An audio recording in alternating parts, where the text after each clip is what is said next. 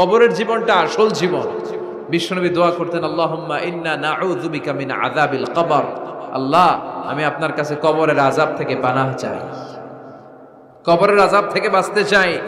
এই কবরের মধ্যে অনেক ফিতনা হবে, অনেক সুয়াল হবে। কবরে প্রশ্ন আছে না নাই? কথা বলেন।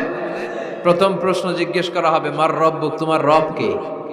বলেন, আমাদের রব কে? ওয়া মা দীনুক, তোমার ধর্ম কি?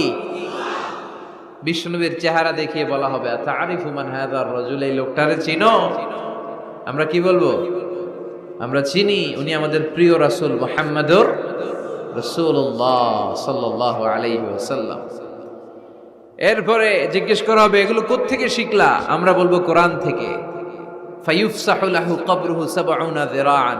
এই সুন্দর সুন্দর উত্তর করতে পারলে আপনার কবরটারে ৭০ হাত লম্বা করে দেয়া হবে। ইফতাহু লাহু বাবুন ইলাল জান্নাহ, জান্নাতের দিকে একটা দরজা লাগিয়ে দেয়া হবে।